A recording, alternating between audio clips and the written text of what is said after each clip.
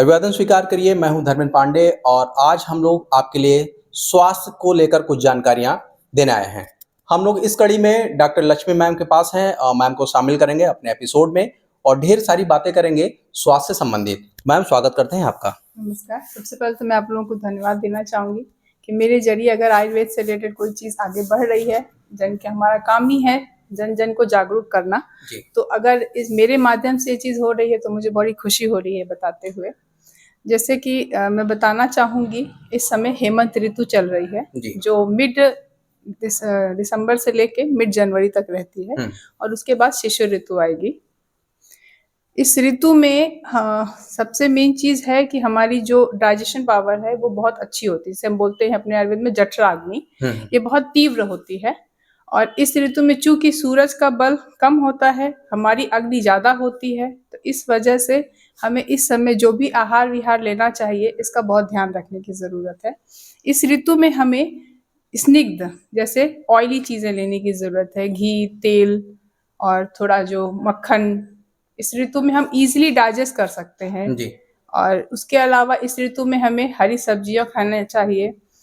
खाने में हम जितना मोटा अनाज ऐड करें वो अच्छा है, क्योंकि मोटा अनाज स्लो डाइजेस्ट करता है, उसमें ओमेगा 3 होता है जो हमें हार्ट से प्रॉब्लम से बचाता है, हमें कोलेस्ट्रॉल नहीं जो बैड कोलेस्ट्रॉल होता है उसको नहीं बढ़ने देता है। तो गवर्नमेंट भी हमारी मोटा अनाज को बहुत प्रमोट कर रही है। तो मोटा अनाज जो 8 तरह का है वो हमें लगता है कि इन्वॉल्व करना चाहिए, जिसमें रागी है, कोदू है, सावा है, जैसे और भी 8 अनाज हैं जिनको हमें इस समय खाना चाहिए, क्योंकि ये डाइजेशन हमारा बहुत स्ट्रांग होता है और ये अनाज स्लो डाइजेस्ट होते हैं, तो आसानी से हम इसे पचा सकते हैं। मैम, एक चीज हम लोग देखते हैं सर्दियों में, एक जो डाइजेशन के भी आप लोग बात कर रहे थे, चर्चा कर रहे थे, लेकिन एक समस्या और आती है कि आजकल पेशेंट कुछ ऐसे आ रहे हैं जिनको कॉन्स्टिपेशन की दिक्कत आ रही है, तो कहीं ना कहीं कम पानी पीना भी एक गंभीर समस्या इस समय बन रही है। दिन भर वो पानी नहीं पी रहे हैं, जब उनको याद आ रहा है कि पानी नहीं हमने पिया तो 2-3 गिलास इकट्ठे पी रहे हैं, तो ये भी कहीं ना कहीं किडनी को जो है प्रेशराइज करती होगी। तो क्या कुछ कहेंगी दर्शकों को? हाँ, मैं ये कहना चाहूंगी, जैसे मैंने बताया इस समय अग्नि तेज होती है, तो हमें खाना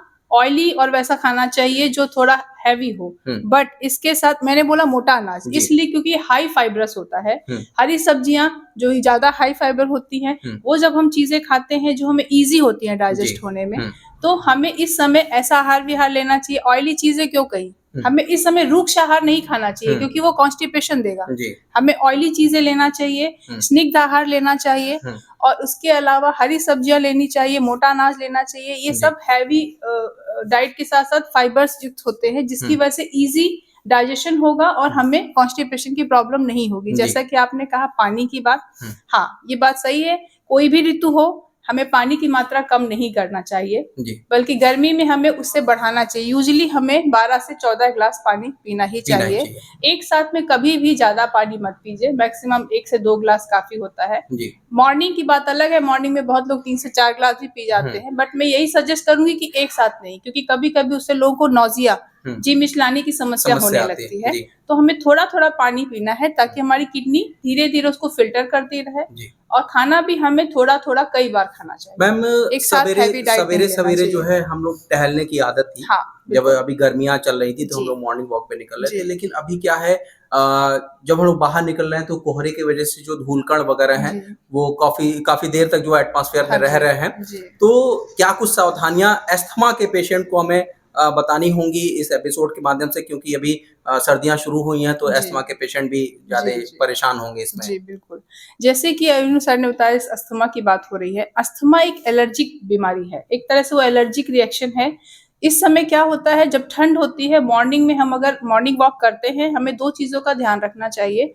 पहले तो हमें तेज वॉक करना चाहिए, 5 मिनट आप तेज वॉक करिए, फिर थोड़ा स्लो होइए, फिर वॉक तेज करिए। उससे क्या होता है, आपके हार्ट को एकदम से प्रेशर नहीं पड़ता है। आपका हार्ट जो है, जो कि मांसपेशियां इस समय ठंडियों में थोड़ी सिकुड़ जाती हैं, और इसका असर हमारे हार्ट पे भी पड़ता है। हमारे हार्ट को भी ज्यादा ब्लड निकालने के लिए प्रेशर देना पड़ता है। तो हमें वॉक जो है फास्ट और स्लो, फास्ट स्लो ऐसे करना चाहिए। अपने जिनको अस्थमैटिक प्रॉब्लम है, चूंकि अस्थमैटिक प्रॉब्लम ज्यादातर वर्षा ऋतु या ठंड जो हमारी हेमंत ऋतु है शिशिर ऋतु में ज्यादा होता है, क्योंकि इस समय मॉइस्चर में नमी, जिसे हम लोग कहते हैं ना फॉग है इस समय, तो और बारिश में ह्यूमिडिटी ज्यादा होती है, तो उसकी वजह से हमें सांस लेने में दिक्कत होती है, क्योंकि ये जो पार्टिकल्स है ये एटमॉस्फेयर में रहते हैं, तो जब हम बाहर मॉर्निंग वॉक करते हैं तो वो नाक के थ्रू अंदर जाते हैं, क्या होता है लोगों को सांस लेने में दिक्कत होती है, फेफड़े हमारे अच्छे से फूल नहीं पाते हैं, क्योंकि वो भी एक मांसपेशी ही है जिनको हम, उसके लिए मुझे लगता है दवाइयां तो है ही अपनी जगह, बट हम प्राणायाम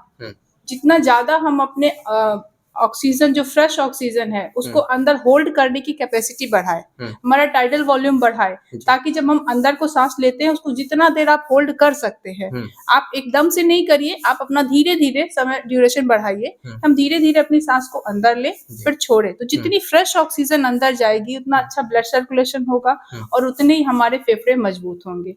इस समय हम काढ़े का यूज जरूर करना चाहिए, जैसे कि लौंग, तुलसी, काली मिर्च, दालचीनी, गिलोय, ये सारी चीजों का मिला करके सुबह मॉर्निंग में अगर आप काढ़ा पीते हैं वो आपके लिए बहुत अच्छा है। इस ऋतु में आप एक और चीज कर सकते हैं, जैसे हरड़, जो छोटी हरड़ होती है, छोटी हरड़ को इतनी उपयोगी है, उसको हमारे में रसायन बोला गया है और हर ऋतु के हिसाब से उसका अलग अलग अनुपान बताया गया है। अच्छा। अभी ये हेमंत ऋतु है, इस ऋतु में हमें जो ये हरड़ है इसको आधे चम्मच सोंठ के चूर्ण के साथ लेना चाहिए, जिससे पेट सही रहेगा, सांस की प्रॉब्लम नहीं होगी, जो अस्थमैटिक है उनको ये करना चाहिए। इसको मैम खाना खाने के बाद या फिर मतलब पहले लेना ये खाने के बाद लेना है, खाने दोनों के बाद टाइम या एक टाइम? दोनों टाइम, मॉर्निंग में ले सकते हैं नाश्ते के समय, और रात में सोने के समय आप जरूर ये लीजिए, आपको कॉन्स्टिपेशन नहीं होगी, आपका इजी मोशन हो जाएगा, उसके अलावा आपको सांस की प्रॉब्लम नहीं होगी, आपका डाइजेशन बहुत अच्छा होगा, और आपकी जो सोंठ है वो एक तरह से दीपन पाचन है, मतलब हमारे डाइजेस्टिव पावर को बढ़ाती है और डाइजेशन भी बहुत ईजी करती है। यही चीज शिशिर ऋतु में जब आएगी तो हमें हरड़ का चूर्ण के साथ आधा चम्मच पिपली का चूर्ण लेना है। हाँ, ऐसे हर ऋतु के लिए अलग है, वर्षा ऋतु के लिए है, तो इन दो ऋतु, चूंकि अभी यही ऋतु चल रही है, आगे शिशिर ऋतु आएगी, तो मैं कहना चाहूंगी कि हरड़ का जो है आप यूज कर सकते हैं। मैम हम लोग मैं बीच में आपको रोकना चाहूंगा, क्योंकि हम लोग दिल से जुड़ी हुई बातें कर रहे थे, तो एक समस्या और हमने देखी है सर्दियों में कि कोई भी व्यक्ति है वो जाड़े में अपनी रजाई से उठा और ऑल ऑफ सडन वो गिर पड़ा जी, और हॉस्पिटल ले जाते उसकी डेथ हो गई। ये बहुत ही तो ये बड़ी गंभीर समस्या है सर्दी की, तो इसमें क्या कुछ इसमें हमको सावधानी बरतनी है ठंडक में कि सीधे बिस्तर से ना उतरें, है ना? तो क्या कुछ हमारे बिल्कुल, हमारे आयुर्वेद में बहुत सालों पहले ही ये बात कह दी है, जब समय बदल रहा है, एटमॉस्फेयर चेंज हो रहा है, क्लाइमेट चेंज होने के बावजूद भी ये चीज हमें आज भी वैसे ही फॉलो करनी चाहिए। जैसे आप ठंडियों में जब सोते हैं, कोशिश करनी चाहिए कि आप बाई करवट सोएं, ताकि बाई करवट में आपको ब्लड सर्कुलेशन भी बहुत अच्छा होता है और डाइजेशन भी हमारा बहुत अच्छा होता है। रात लंबी होती है, दिन छोटा होता है, इसकी वजह से हम जब खाना खाएं तो रात में थोड़ा लेके गर्म दूध जरूर पीजिए, गर्म दूध आप हल्दी डाल के, और इस ऋतु में कभी भी बासी खाना नहीं खाना चाहिए, इस बात का खास ख्याल रखिए। ठंडा पानी और बासी खाना बिल्कुल नहीं लेना चाहिए। जब आप रात में सोने जाएं तो हल्दी वाला गर्म दूध आप ले सकते हैं, उस पर सोंठ डाल सकते हैं, और सोने से पहले आपको गर्म पानी पी के सोना है। इस बात का ख्याल रखिए, अगर आप गर्म पानी पी के सोते हैं तो डाइजेशन तो अच्छा होता ही है, साथ में ब्लड सर्कुलेशन बहुत अच्छा होता है। जब आप मॉर्निंग में उठे, कभी भी झटके से मत उठिए, आप उठिए, पहले बाई करवट से सीधे होइए, उसके बाद आप सिटिंग पोस्चर में बैठिए, 2 मिनट अपने आप को आप काम रखिए, और उसके बाद धीरे से उठ करके पहले वॉक करना है, उसके बाद आप अपने काम के लिए जा सकते हैं। झटके से नहीं उठना चाहिए, इसका भी पोजीशन बताया गया है। मैं फिर बोलना चाहूंगी, लेफ्ट साइड से पहले आप सीधे हो जाइए, अगर आप सीधे हैं तो उठ के बैठ जाइए, लेकिन बिस्तर पे ही बैठे रहिए 2 मिनट, ताकि आपका ब्रेन जो अभी तक सो रहा था, सोने में वो थोड़ा सा रिलैक्स रहता है, तो उसके बाद जब आप झटके से नहीं उठते हैं तो वो नर्वस सिस्टम को हमारे एक्टिवेट करता है, ब्लड सर्कुलेशन को बढ़ाता है। उसके बाद जब आप स्लोली उठेंगे तो ये प्रॉब्लम नहीं होगी जी। मैम, सर्दियां जब शुरू होती हैं तो एक समस्या आती है, जो हमारे बुजुर्ग हैं उनको घुटने में समस्या हो जाती है, या जितने भी ज्वाइंट्स हैं, ज्वाइंट्स पेन शुरू हो जाते हैं, तो ये गंभीर समस्या जैसे जैसे सर्दियां बढ़ेंगी, घुटने की अकड़न बढ़ती जाएगी, है ना, जोड़ों की अकड़न बढ़ती जाएगी, तो ऐसे में हमारे जो दर्शक हैं उनको क्या सलाह देना चाहेंगी कि इन सब चीजों से कैसे बचा सकता है और क्या कुछ एहतियात बरती जाए? जी, जैसे कि मैंने बताया ये हेमंत ऋतु है। इस ऋतु में हमें अपने खान पान का बहुत ध्यान रखना चाहिए। ठंडा पानी नहीं पीना चाहिए, रूक्ष आहार नहीं लेना चाहिए, मधुर, अम्ल और लवण युक्त आहार हमें खाना चाहिए और कटु, तिक्त, कषाय इस रस वाले आहार नहीं खाने चाहिए। परहेज करना चाहिए। जब आप कटु, तिक्त, रसाय वाले आहार लेते हैं, जैसे उसके अलावा आप जब बादी वाली चीजें लेते हैं, जैसे बैगन, मटर, ये सारी मटर का सीजन भी है, मटर की दाल लोग लेते हैं, बट जिनको गठिया की प्रॉब्लम है उन्हें मटर अवॉइड करनी चाहिए, क्योंकि ये बादी करती है। प्रोटीन डाइट अवॉइड करना चाहिए। होता क्या है, जब आप रूक्ष आहार लेते हैं तो ये सब चीजें वात को बढ़ाती है, और जितने भी जोड़ से रिलेटेड प्रॉब्लम है वो सब वात विकार है। वात पित्त हो या वात कफ, लेकिन उसमें वात प्रधान होता है। तो चूंकि वर्षा ऋतु में वात का संचय होता है, इसमें इसलिए वात प्रकोप ज्यादा होता है। तो इस वजह से इसमें जॉइंट से रिलेटेड प्रॉब्लम ज्यादा होती है।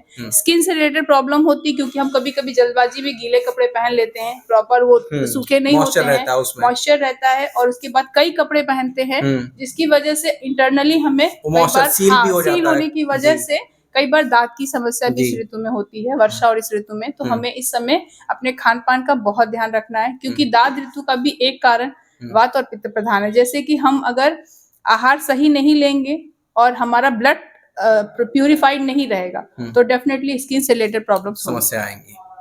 इस ऋतु में हमें खाना का तो मैंने बता ही दिया, योग जरूर करना चाहिए, क्योंकि हमारी बॉडी बहुत स्टिफ हो जाती है, सारी मांसपेशियां बहुत स्टिफ रहती है। तो मॉर्निंग वॉक और योग आपको बहुत सारी चीजों को बचाने में हेल्प करेगा। तीसरी चीज ये है कि हमें हल्के फुल्के योग के साथ, अच्छा आहार विहार के साथ मेडिसिन की भी जरूरत है। तो इस समय आप बॉडी मसाज जरूर करिए। इस ऋतु में जैसे कहते हैं स्निग्ध और स्वेदन दोनों चीजें करनी चाहिए। हमें ऑयलिंग करनी चाहिए पूरी बॉडी पे, और उसके बाद स्वेदन। अगर आपके पास कोई ऐसा विकल्प नहीं है जिससे आप पूरी बॉडी हीट कर सके, जैसे स्टीम बाथ लोग लेते हैं, तो आप एक काम कर सकते हैं, ऑयलिंग के बाद एक ब्लैंकेट ओढ़ के हल्की धूप में बैठ जाइए और अपने पास आग जला लीजिए। उस आग और आपकी कंबल की गर्मी से आपकी बॉडी में जो स्वेटिंग होगी वो आपके लिए स्वेदन का कार्य कर जाएगी, जिससे हमारी बॉडी बहुत हल्का फील करेगी। स्नेहन स्वेदन करने का मेन ये है कि आपके बॉडी में जो भी दोष है, जो अगर आपके कोष्ठ में है, वो स्नेहन स्वेदन के बाद बाहर आ जाते हैं और स्वेटिंग के थ्रू टॉक्सिसिटी बाहर निकल जाती है। तो उसके बाद बॉडी बहुत लाइट हो जाती है। तो इस ऋतु में इसका बहुत प्रभाव है। ठीक है मैम, तो हमारे दर्शकों को इतनी अच्छी जानकारी देने के लिए बहुत बहुत धन्यवाद आपका। नमस्ते। तो दोस्तों बहुत अच्छा लगा, मैं आप लोगों को भी धन्यवाद देना चाहूंगी कि मेरे माध्यम से जो है मैं किसी जनता को कुछ कह पाई। नमस्ते। ठीक है, तो हमारे साथ लक्ष्मी मैम थी, डॉक्टर लक्ष्मी मैम। इन्होंने जो चीजें बताई, जो दर्शकों को सुझाव दिया है, वो काफी ही लाभप्रद है। यहाँ पे योगा वेलनेस सेंटर में हम लोग आए हुए थे, नगर बाजार में, बस्ती जनपद में, और हम लोग इसी तरह के एपिसोड आगे भी लेकर आते रहेंगे। मैम से हम लोग सलाह लेते रहेंगे और आपको जानकारियां आगे प्रोवाइड करते रहेंगे। तब तक के लिए हमारे साथ बने रहिए। धन्यवाद।